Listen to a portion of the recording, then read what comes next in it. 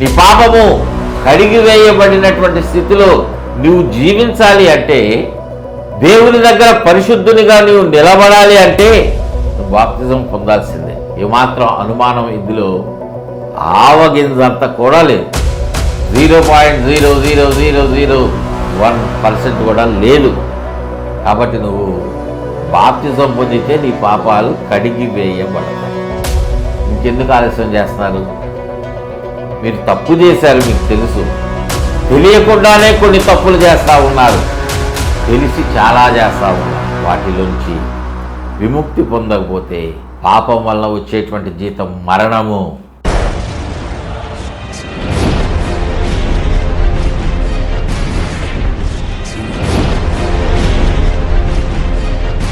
పౌలు అంటాడు, నేను మీ అందరికంటే నేను ఎక్కువగా దేవుని స్తుతించా, అందరికంటే ఎక్కువగా నేను అభిషేకించబడ్డా, భాషలతో మాట్లాడాను అని పౌలే స్టేట్మెంట్ ఇస్తా ఉన్నాడు. పౌలు కంటే శ్రేష్ఠులమా మనం? నీవు నేను పౌలు కంటే గొప్పవాళ్ళంగా ఉన్నామా? కాదు కదా. ఆయన 14 పత్రికలు రాసి శిరఛేదనము చేయబడ్డాడు, కానీ ప్రభుని విడిచిపెట్టలా. ఆయన తల నరికివేయబడింది, కానీ ప్రభుని గట్టిగానే పట్టుకున్నాడు. మీకు అనుమానం వస్తే మీరు పరలోకంకి వెళ్తారు కదా, అక్కడ పౌలుని మీరు చూస్తారు కదా. చూసినప్పుడు అడగండి, పౌలన్నా నీ గురించి ఇలా వాక్యంలో వ్రాయబడింది, నువ్వు ఎలాగున్నావయ్యా? నువ్వు ఎలా అనుభవించావు ఈ శిక్షలంతా? ఒకానొక సమయమున నువ్వు ప్రభువును వెంబడిస్తున్నటువంటి వారిని హతము చేసినటువంటి హంతకుడుగా ఉన్నావు, హింసించినటువంటి వాడుగా సంఘాలను నువ్వు చేశావు, హింసించావు సంఘాన్ని. మరి నువ్వే ఎందుకు హింసించబడ్డావు? ఎందుకు ఈ మార్పు అంటే పౌలు స్పష్టంగా మీతో మాట్లాడతాడు. తాను ఏ అనుభవాలలో నడిచాడో మీకు తెలియజేస్తాడు కదా. మీరు ఖచ్చితంగా పౌలను చూస్తారు. పౌల్ని మీరు పరలోకం వెళ్ళగానే ప్రభువుని అడగండి కావాలంటే, పౌలన్న ఎక్కడున్నాడు, పౌలు ఎక్కడున్నాడు చూస్తే అక్కడ పౌలు ఉంటాడు. అడిగితే సమాధానం చెప్తాడు. మనం దేవుని యొక్క మాటలు నమ్మాలి, దేవుని చేత అభిషేకించబడినటువంటి మాటలను మనము నమ్మాలి. ఇక్కడ పౌలు అడిగాడు, మీరు పరిశుద్ధాత్మను పొందితేరా అంటే, పరిశుద్ధాత్ముడు ఉన్నాడన్న సంగతి మాకు తెలీదు అని జ్ఞాపకం చేస్తున్నాడు. ప్రియదేవుని బిడ్డలారా, మరొకసారి ఆ వచనాన్ని చదివితే, అపోస్తల కార్యము గ్రంథము 19వ అధ్యాయములో మొదటి 2 వచనాలను చదివితే, కొందరు శిష్యులను చూచి మీరు విశ్వసించినప్పుడు పరిశుద్ధాత్మను పొందితిరా అని వారిని అడుగగా, వారు పరిశుద్ధాత్ముడు ఉన్నాడన్న సంగతే మేము వినలేదు అని చెప్పారు. 3వ వచనం చదువుతున్నాను చూడండి. అప్పుడు అతడు అంటే అప్పుడు పౌలు, అలాగైతే మీరు దేనిని బట్టి బాప్తిసం పొందితిరని అడుగగా, వారు యోహాను బాప్తిసం బట్టి అని చెప్పేది. ప్రియదేవుని బిడ్డలారా, అంశంలో మనము ఒక అడుగు ముందుకు వేద్దాం. ఏంటంటే, పౌలు ఆ ప్రశ్నలు అడిగినప్పుడు వాళ్ళు సమాధానం చెప్పారు, మాకు తెలియదు అసలు పరిశుద్ధాత్ముడు ఉన్నాడన్న సంగతి. అంటే పౌలు అడుగుతున్నాడు వాళ్ళను, మీరు దేనిని బట్టి బాప్తిసం పొందుకున్నారు అని అడిగారు. ఎవరు మీకు బోధ చేసింది? ఎవరు మీకు మాటలు మాట్లాడారు? ఎవరు చెప్పారు? ఈ సబ్జెక్టు మీకు బాప్తిజాల గురించి మాట్లాడింది ఎవరు అన్నట్లుగా అక్కడ పౌలు అడుగుతున్నాడు. బాప్తిజం పొందారు కదా, ఎవరిని బట్టి బాప్తిజము పొందారు? దేనిని బట్టి మీరు బాప్తిజం పొందారంటే, యోహాను బాప్తిస్మమును బట్టియే అని చెప్పారు. అంటే దాని అర్థం ఏంటి? యోహాను ఏం చెప్పాడు? నేను నీళ్లలో మీకు బాప్తిసం ఇస్తాను, కానీ నా వెనక వచ్చేటువంటి వాడు పరిశుద్ధాత్మతో బాప్తిసం ఇస్తాడు అన్నట్లు యోహాను మాట్లాడాడు. ఏ యోహాను? బాప్తిసం ఇచ్చే యోహాను. ప్రియదేవుని బిడ్డలారా, మనము నేటి దినాలలో ఎలా ఉంటా ఉన్నాం? మనం బోధించేటువంటి బోధ, సంఘాలలో మాట్లాడేటువంటి మాట స్పష్టంగా ఉండాలి. ఆ మాట బోధించినప్పుడు మనం గ్రహించగలిగేటువంటి స్టేజ్లో కూడా ఉండాలి. మనము పరిశుద్ధాత్ముడు ఉన్నాడన్న సంగతే మాకు తెలియదని నేటి దినాలలో చాలామంది అడుగుతూ ఉంటే ఇదే చెప్తా ఉన్నారు. చాలామంది ఇదే అడుగుతూ ఉంటారు కూడా. ప్రియ దేవుని బిడ్డలారా, మనము అంశంలోనే కొంచెం ముందుకు వెళదాం. ఇంకా మనము డీటెయిల్గా వెళ్తే చాలా చాలా సమయం పడతా ఉంది. కాబట్టి ముందుకు వెళ్తా ఉన్నా నేను.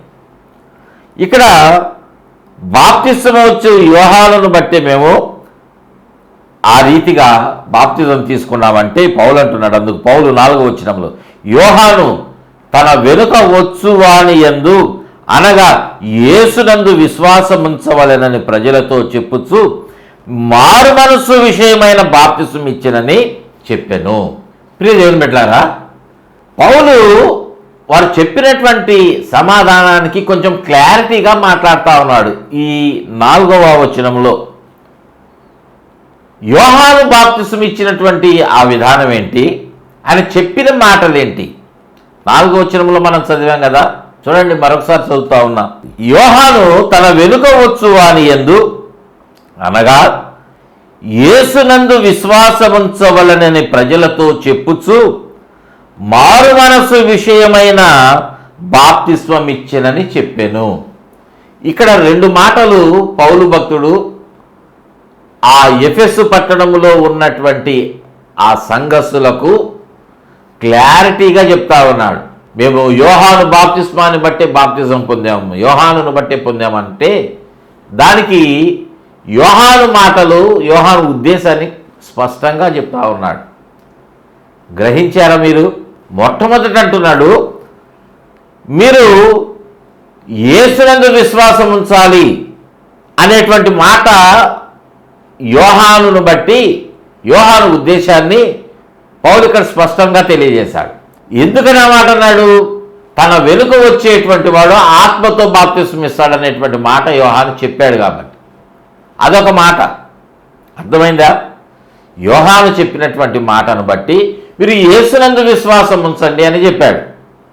మరి బాప్తిసం ఇచ్చాడు కదా యోహాను, అది దేని కొరకు ఇచ్చాడు అంటే అక్కడ చెప్తున్నటువంటి మాటే మారు మనసు విషయమైన బాప్తిసం ఇచ్చానని చెప్పాను.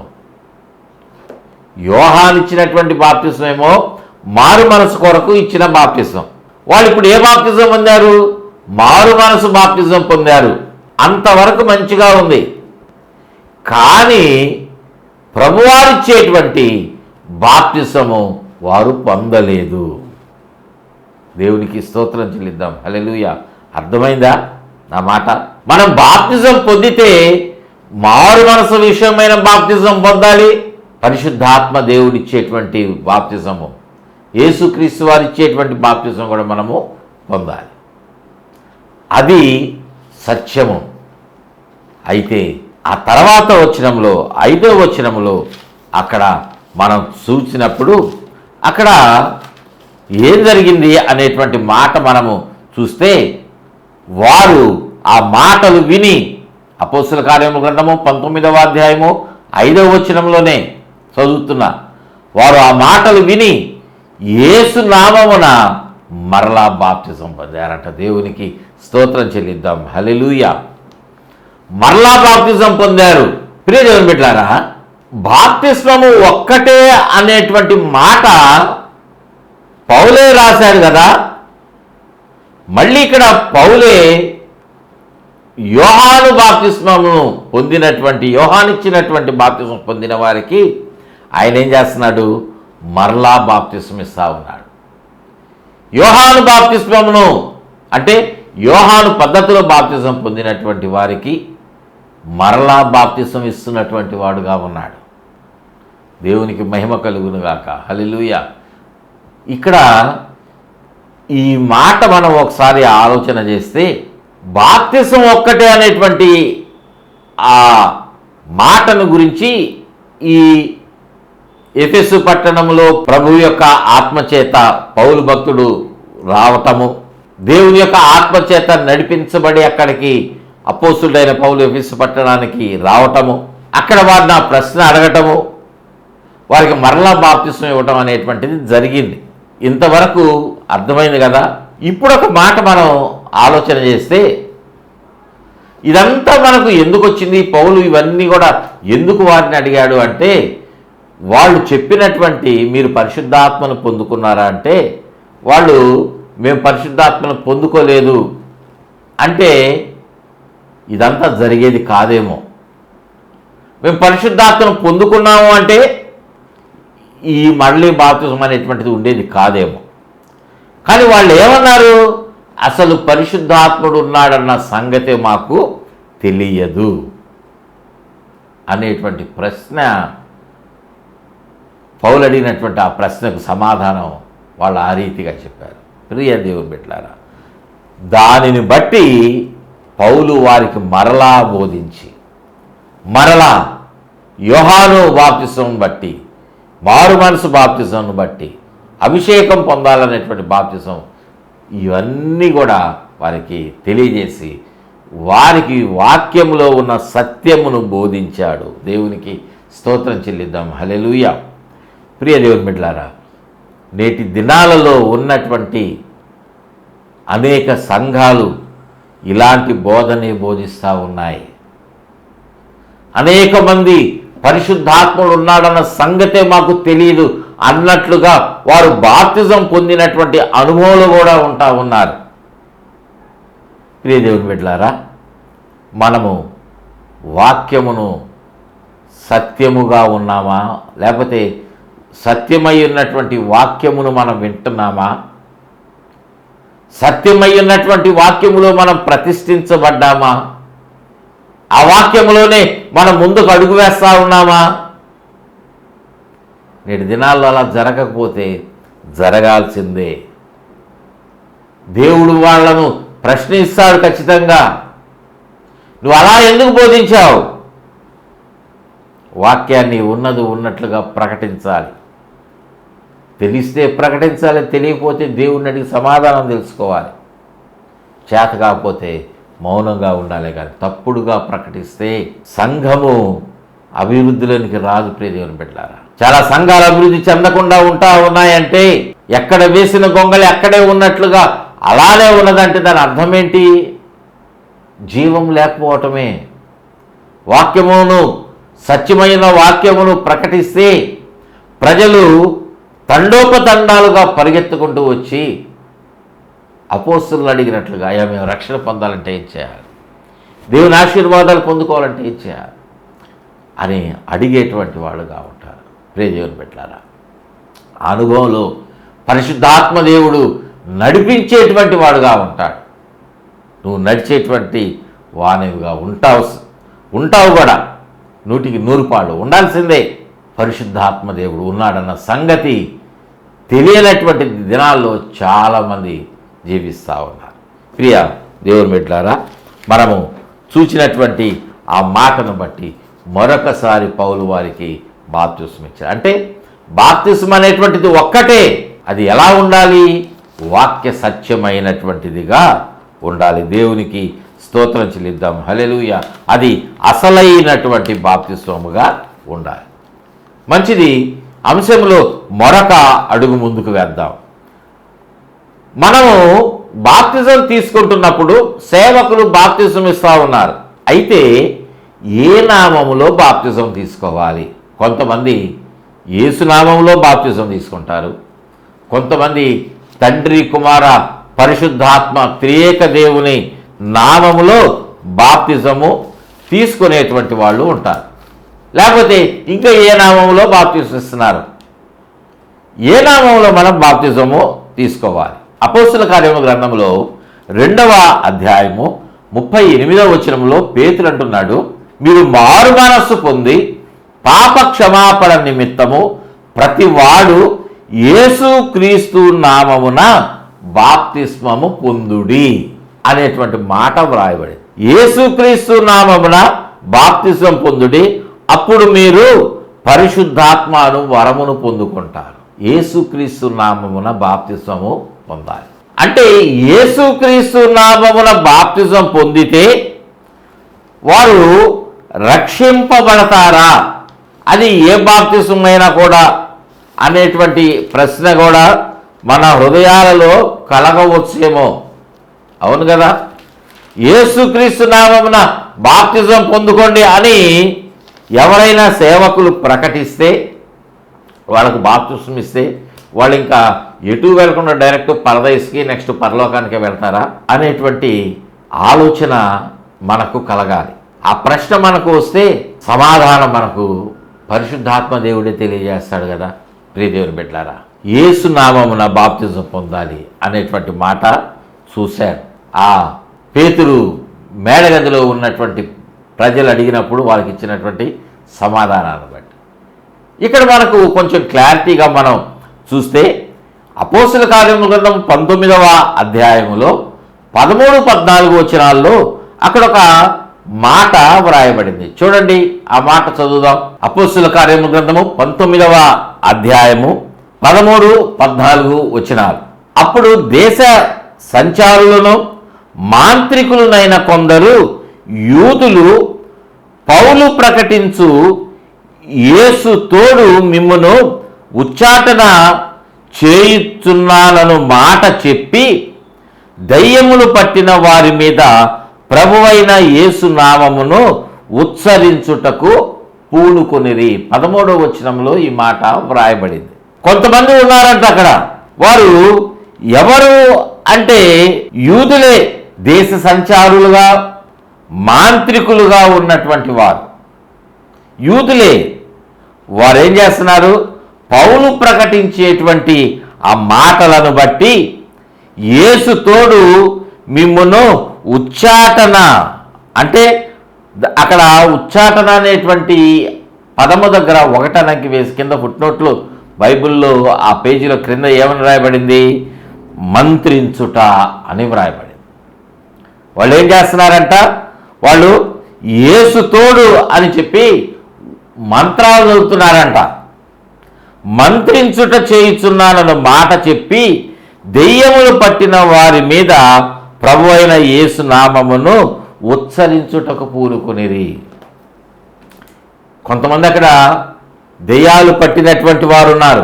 ఆ దెయ్యాలు పట్టినటువంటి వారి దగ్గరకు వెళ్ళి యేసు నామములో వీళ్ళని విడిచి వెళ్ళిపోవాలన్నట్టుగా మాట్లాడుతూ ఉన్నారు. ప్రియదేవుని బిడ్డలారా, యేసు నామములో ప్రకటించినప్పుడు ఏం జరగాలి? దెయ్యాలు వారిని విడిచిపెట్టి పారిపోవాలి కదా. అవునా కదా?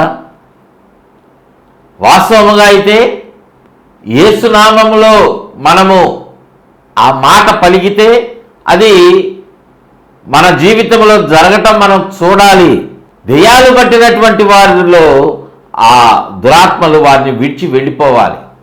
కానీ అక్కడ జరిగినటువంటి సందర్భం చూడండి. అక్కడ చదువుతూ ఉన్న 14వ వచనం చదువుదాం. యూదుడైన స్కెవా అను ఒక ప్రధాన యాజకుని కుమారులు 7 అలాగు చేయుచుండిరి. ప్రియదేవుని బిడ్డలారా, అక్కడ ఒక ప్రధాన యాజకుడు ఉన్నాడు. యూదుడైనటువంటి ప్రధాన యాజకుడు. అతని పేరేంటంటే స్కెవా. స్కెవా అనేటువంటి ఒక ప్రధాన యాజకుడు అక్కడ ఉన్నాడు. ఎంతమంది కుమారులు ఉన్నారు అతనికంటే? 7 కుమారులు ఉన్నారు. ఆ కుమారులు 7 ఏం చేస్తున్నారంటే అట్లాగా యేసునామములో అని ప్రకటిస్తా దెయ్యాలు వెళ్ళగొట్టడానికి ప్రయత్నం చేస్తూ ఉన్నారు. జరిగినటువంటి సంగతి ఏంటో తెలుసా?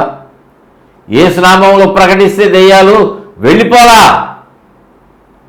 15వ వచనంలో వ్రాస్తా ఉన్నాడు. అక్కడ అపోస్తుల కార్యముల గ్రంథకర్త లూకా ఏమంటా ఉన్నాడు? అందుకు దెయ్యము, నేను యేసును ఎరుగుదును, యేసును గుర్తెరుగుదును, పౌలును కూడా ఎరుగుదును గాని మీరెవరని వారిని అడిగాడంట. ఆశ్చర్యంగా ఉంది కదా.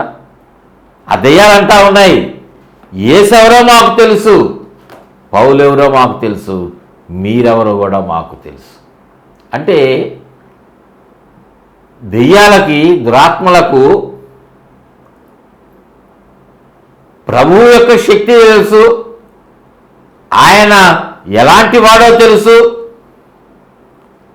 పౌలుని గురించి తెలుసు, పేతుని గురించి తెలుసు, గొప్ప గొప్ప దైవ సేవకులను గురించి తెలుసు, నీ గురించి నా గురించి కూడా తెలుసు.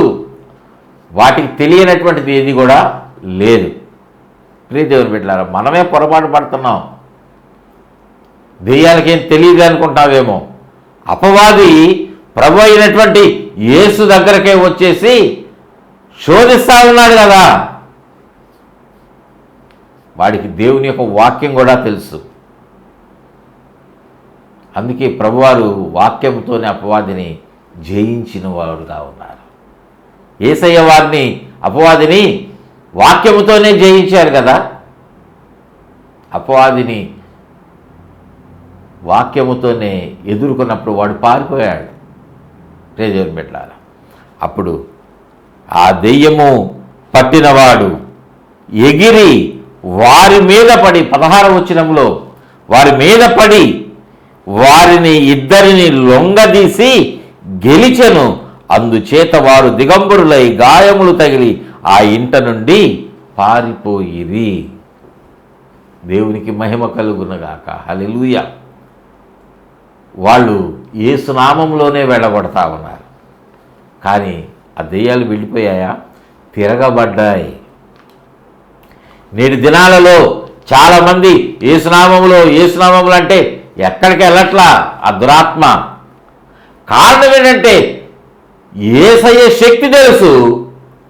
ఆ మాట్లాడేటువంటి ఆ సేవకుడు, ఆ వ్యక్తి యొక్క మనసు, హృదయము, వాడు ఎలాంటి స్థితిలో ఉన్నాడో అన్నీ తెలుసు. వాళ్ళ మీద దాడి చేస్తే వాళ్ళు పారిపోయారట, గాయాలైపోయి. ప్రియ దేవుని బిడ్డలారా, మరి యేసునామములో శక్తి లేదా? ఈ రీతిగా యేసయ్య నామములో దెయ్యాలు వెళ్ళకపోతే వాళ్ళు పరలోకానికి ఎలా వెళ్తారు? యేసునామంలో బాప్తిజం పొందుకుంటే, యేసయ్య నామంలోనే బాప్తిజం ఇస్తూ ఉంటే మరి వాళ్ళు పరలోకం వెళ్తారా? దెయ్యాలే వెళ్ళలేకపోతే, దెయ్యాలే వాళ్ళలో నుంచి వెళ్ళకపోతే వీళ్ళు పరలోకములో నిత్యత్వములో నిత్యకాలము ఎలా ఉండగలరు? ఆలోచన చేయండి. అందుకే లేఖనం మనకు సమాధానం చెప్తున్నటువంటి మాట అపోస్తల కార్యముల గ్రంథం 19వ అధ్యాయము 11-12 వచనాలు మనం చూసినప్పుడు అక్కడ చెప్తున్నటువంటి మాట, మరియు దేవుడు పౌలు చేత విశేషమైన అద్భుతములను చేయించెను. అతని శరీరములకు తగిలిన చేతిగుడ్డలైనను నడికట్లైనను రోగుల యొద్దకు తెచ్చినప్పుడు రోగములు వారిని విడిచెను, దెయ్యములు కూడా వదిలిపోయాను. దేవునికి స్తోత్రం చెల్లిద్దాం. హల్లెలూయా. ప్రియ దేవుని బిడ్డలారా, నా మాట నేను ముగిస్తా ఉన్నా. ఈ బాప్తిస్మము కూర్చిన బోధలో మొదటి భాగం కూడా మనం ముగించుకుందాం. అక్కడ పౌలు కట్టుకున్నటువంటి నడికట్టు ఎవరికైనా తగిలితే, అనారోగ్యంతో ఉన్నటువంటి వారికి తగిలితే వారు విడుదల పొందారు. ఆయన వస్త్రాలు తగిలితే దెయ్యాలు పారిపోయాయి. వారి అపోస్తుల యొక్క నీడబడితే దురాత్మలు విడిచిపోయాయి. స్వస్థత కార్యాలు స్పష్టంగా జరిగాయని లేఖనాల్లో ఉంది. మరి యేసు నామములో ప్రకటిస్తే ఎందుకు వెళ్ళలేదు అంటే, అది యేసు నామము యేసు అనేటువంటి 2 అక్షరాలను బట్టి కాదు. యేసు అనేటువంటి నామము శక్తి కలిగినటువంటిది, అభిషేకము కలిగినటువంటిది, అత్యంత పరిశుద్ధమైనటువంటిది. నేటి దినాల్లో చాలామంది యేసు అనేటువంటి పేరు పెట్టుకున్న వాళ్ళు ఉన్నారు. చాలామంది హత్య చేసినటువంటి వారు ఉన్నారు, జోదమాడుతున్నటువంటి వారు ఉన్నారు, లేరా దురాత్మల సమూహములాగా పట్టి దురాత్మల చేత పీడించబడి, అంటే దెయ్యములు పట్టినటువంటి అనుభవంలో ఉన్నారు. వ్యభిచారులు ఉన్నారు, పాపులు ఉన్నారు. వాళ్ళ పేరేంటంటే, కొంతమంది అంటారు నా పేరు మోషే అండి అంటారు, నా పేరు పౌలు అంటారు, నా పేరు పేతురు అంటారు, పీటర్ అంటారు, కొంతమంది పీటర్ పాల్ అంటారు. పౌలు పేతురు ఇద్దరు ఉన్నారు వాళ్ళు. కొంతమంది యేసు అంటారు. చూసారా, యేసు అనేటువంటి పేరు పెట్టుకోవడం కాదు, ఆ నామంలో ఉన్న శక్తిని వాళ్ళు కలిగి ఉండాల్సిందే. ఆ శక్తి ఉంటేనే మనము యేసునామంలో బాప్తిజము పొందుకోవాలి. అందుకే మార్క్సు వార్త 9వ అధ్యాయము 38-39 వచనాల్లో, వాడు మనలను వెంబడించువాడు కాడు గనుక వారిని ఆటంకపరిచితమని చెప్పెను. అందుకు యేసు వారిని ఆటంకపరచుకుడి, నా పేరట అద్భుతములు చేసి నన్ను చులకనగా నిందింపగలవాడెవడునో లేడు. దేవుని బిడ్డలారా, ఈ వచనాన్ని మీరు కొంచెం ప్రార్థనాపూర్వకంగా ఆలోచించేయండి. దేవుడే మీకు సమాధానం ఇస్తాడు. మనం అందరం కూడా ఎలా ఉండాలంటే ఆయన కృపను బట్టి, వాక్యాన్ని బట్టి మనం శక్తిని పొందుకుంటాం. కానీ ఆ పేరును పెట్టుకుంటే మనకు ప్రయోజనం అనేది లేదు. ఇందుని బట్టి మనం జ్ఞాపకం ఉంచుకోవాల్సింది ఏంటంటే యేసు నామములో బాప్తిజం పొందుకుంటాం.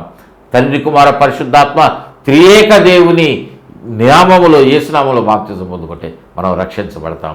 ఆ రక్షణ అనుభవాన్ని మీరు కలిగి ఉండండి, కొనసాగించండి. ప్రభు మీకు తోడుగా ఉంటాడు. దేవుడు మిమ్మల్ని అందరూ ఆశీర్వదించును గాక. ఆమేన్. ప్రేమ కలిగిన తండ్రి, ప్రభువా మీకు వందనాలు నాయన. కార్యక్రమం చూసిన బిడ్డలందరినీ నాయన, ప్రతి ఒక్కరిని స్పాన్సర్ చేసిన వారిని మీరు దీవించి ఆశీర్వదించి వాక్య సత్యమును అనేకములు ప్రభువా నాయన తెలుసుకుని ముందుకు కొనసాగే కృపను మా అందరినీ దయచేయమని మీకే సమర్పించుకుంటూ యేసయ్య నామమున అడిగి వేడుకుంటున్నాము తండ్రి. ఆమేన్, ఆమేన్, ఆమేన్. తండ్రి దేవుని ప్రేమ, ప్రభువు రక్షకుడైన యేసుక్రీస్తు వారి కృప, పరిశుద్ధాత్మ దేవుని యొక్క అన్యోన్యమైన సదాకాలం ప్రతి ఒక్కరికి తోడుగా ఉండి నడిపించి బలపరచు వర్ధిల్ల చేయునుగాక. Amen, amen, amen. God bless you all.